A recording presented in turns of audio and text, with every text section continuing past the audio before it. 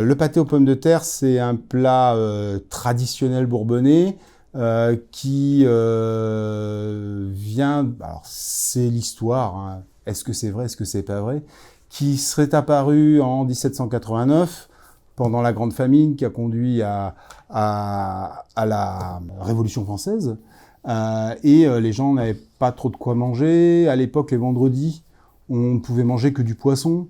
Le poisson, dans le Bourbonnais, c'est pas ce qui court le plus les routes.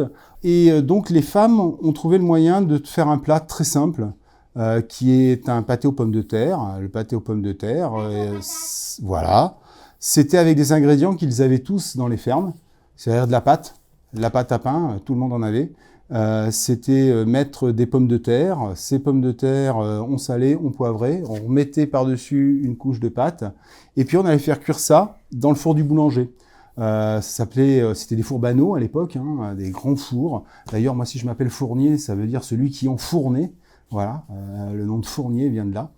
Donc on enfournait le pain pour tout le monde, pour toutes les personnes, puisqu'à l'époque, les gens faisaient leur pain. Il y avait très peu de boulangers. Et te dire, quand j'en ai mangé pour la première fois, je sais pas, certainement la première bouchée après le biberon, voilà, c'est sûr ça. Voilà.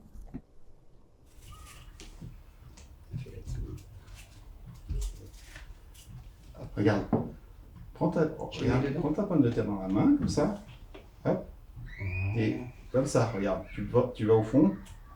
Voilà. Fais attention à la pointe, je vais te la mettre. Tu vas au fond comme ça, et tu tires. Tu mets pas ton pouce, voilà, juste comme ça, hop, hop, là. Enlève ton doigt. Et tu tires. Enlève le petit doigt sur le côté. Non, non, droit, voilà. Là t'as embié, droit. Donc ça ira pas. Voilà. Tu es une professionnelle des épluchages de patates.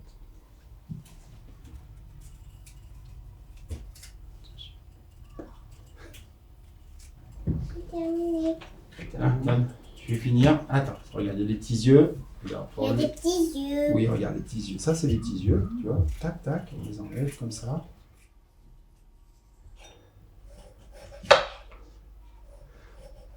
Alors, il faut prendre des patates assez grosses parce que ça fasse des belles tranches. Pour qu'ensuite on puisse bien les étaler. Bah oui, mais tu sais, Loulou, il y a des petites patates. On peut pas les jeter non plus. Ah, papa, fais attention. Tu attends, tu les mettras si tu veux, mais ne mets pas ton bras quand je coupe, sinon je vais te couper. Alors le pâté aux pommes de terre, c'est une institution dans le Bourbonnais, et moi je l'ai agrémenté parce que comme tout plat traditionnel, dans chaque famille, dans chaque maison, vous avez votre petite touche que vous apportez à ce plat. Ce que je vais vous montrer, moi, c'est la recette que je fais depuis des années, et je pense que tout le monde la trouve très très bonne. C'est-à-dire qu'une fois qu'on a coupé ces pommes de terre, on va venir, pour pas que les pommes de terre noircissent, prendre du vin blanc. Dans le meilleur des mondes, vu qu'on vient du Bourbonnais, on prend un vin blanc de 5%. Voilà, qui est un blanc sec et qui est du Bourbonnais. Donc ça, c'est pas du 25%, je suis désolé, j'en avais plus. Je retourne bientôt dans le Bourbonnais, je vous ramène. Pour parler du Bourbonnais, moi je vais vous parler plus principalement de mon petit village dont je suis issu, Charroux, un des 100 plus beaux villages de France. Voici le blason de Charroux. Charroux, c'est une ville fortifiée. J'y ai passé les 15 premières années de ma vie. C'est vraiment une jeunesse dorée et magnifique que j'ai pu avoir. Vivre dans un petit village chargé d'histoire avec des portes médiévales, des châteaux forts et des souterrains, c'est le meilleur endroit pour jouer aux gendarmes et aux voleurs et pour se cacher et faire des parties de cache-cache. Alors, normalement, comme je vous dis, dans le vrai pâté aux patates, comme on dit, il n'y a pas d'ail, il n'y a pas de persil. Moi, j'en mets. Hop. Tu vois, tu prends, tu fais une petite boucle comme ça, et tu cisèles, comme ça. Ça fait plein de petits bouts partout. Ça fait plein de... Hey, mais pas tes doigts, j'ai cru que tu allais mettre tes doigts. Tu vois, regarde, comme plein de petits bouts, comme ça. Hop, je vais mettre ça là-dedans. Je te promets que je mangerai beaucoup. 2 belles cuillères de crème fraîche entière. Mais oui, parce que la crème fraîche Normal. allégée, c'est pas de la crème fraîche. Dans ces cas-là, on prend du lait si on veut, ou du petit lait, mais voilà. La crème fraîche, c'est de la crème fraîche, il y a le beurre dedans encore. Alors après, on malaxe bien, hein. Il faut bien que tous les ingrédients imbibent bien toutes les rondelles de pommes de terre qu'on a coupées. Comme ça, on sent pas le café. Il n'y a pas de café, ma chérie. J'ai dit une cuillère à café, c'est le dosage. Donc voilà ce que ça donne une fois que ça a mariné pendant 6 heures. Et on remélange tout parce que, évidemment, la marinade est bien au fond. Les pommes de terre sont prêtes. Reste plus qu'à les dresser dans le plateau. Donc on déplie bien la pâte.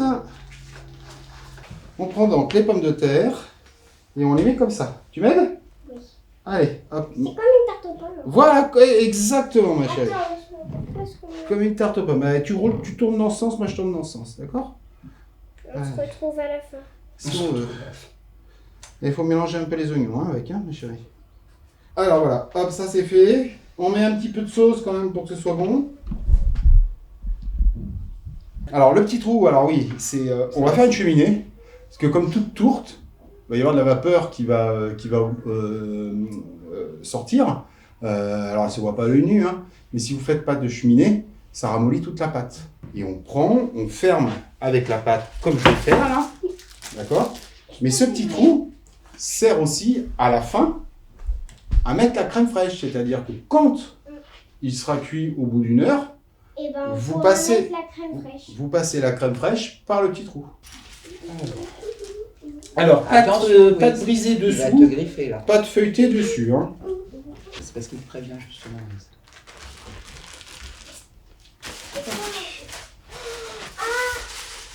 Qu'est-ce que Mais c'est? du coup, on va pouvoir les pâtes. Étant donné que les deux pâtes se joignent complètement et que je les... là, c'est hermétique, vous n'avez pas de trou, vous n'avez rien. Et si d'ailleurs il y a un petit trou comme là je viens de faire, hop, il faut le boucher. C'est ça en fait qu'on appelle une tourte. C'est une tourte, Oui, c'est une tourte. c'est hermétique. Une tourte, ça veut dire que ça cuit dans la pâte. Voilà, c'est-à-dire que ça cuit à l'étouffer dans de la pâte. Alors, Même on pas fait le petit mis trou. d'accord, parce que Hop. Il avait dit que l'alcool, il peut... Quand on a fait ça, on prend un œuf. Mesdames, les œufs, ça se met pas au frigo. Hein. Je suis fils et petit-fils de coquetier. Un œuf, ça ne se met pas au frigo. Voilà, vous abîmez vos œufs en les mettant au frigo. Un œuf, c'est hermétique à la lumière et à la chaleur avec sa coquille. S'il n'est pas hermétique, il n'est pas bon. Ah, ça, c'est mon pépé, c'est le pépé Henri, voilà, qui était donc coquetier. Alors ça, c'est le camion de mon grand-père. Avec ce camion, mon grand-père faisait le tour des fermes pour ramasser les volailles. Et moi, j'adorais quand j'étais gamin, hein, aller avec mon grand-père faire le tour dans les fermes et tout ça. Mon grand-père, il passait, il faisait tout le tour des petits villages. Et quand il arrivait dans le village, pam, pam, pam, il klaxonnait. Et puis les gens, sur le pas de la porte des fermes, lui levaient la main s'ils avaient des choses à vendre ou pas. Voilà.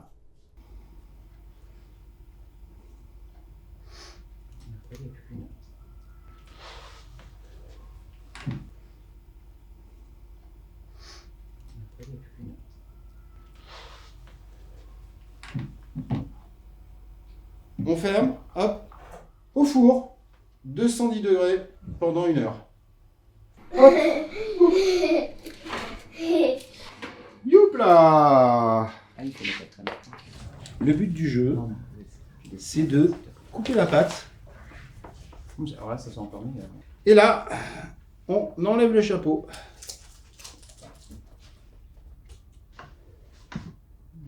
Chaud, hein? Non, ça sent bon. Mais c'est chaud quand même. On le mange pas le chapeau? Si, si, si. Ah oui, non, c'est pour On va mettre le la... remettre après. C'est qu'il va mettre la crème fraîche. Prends crème fraîche. On pose dessus. Bien généreusement.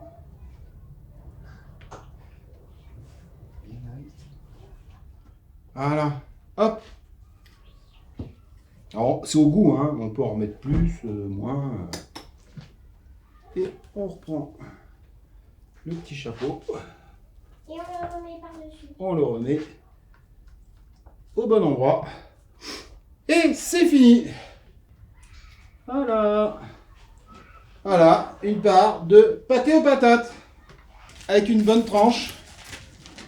Évidemment, de jambon d'Auvergne, un peu épaisse. Parce que le jambon cru ne prend pas des feuilles de papier de cigarette, quoi. Il faut avoir quelque chose à manger. Donc un peu épaisse, une bonne tranche comme ça pour manger avec. Voilà. Et ça se mange très bien, c'est très bon. Pour toi, c'est important de transmettre la recette là, du pâté aux pommes de terre, en tout cas. Bah, ça fait partie des racines. Alors, je pense que comme tout ce qui est tradition, tout ce qui est, de nos origines, c'est bien de le se transmettre. Il y a un vieux dicton qui dit savoir d'où l'on vient pour savoir où l'on va. Et je pense que c'est important. C'est important.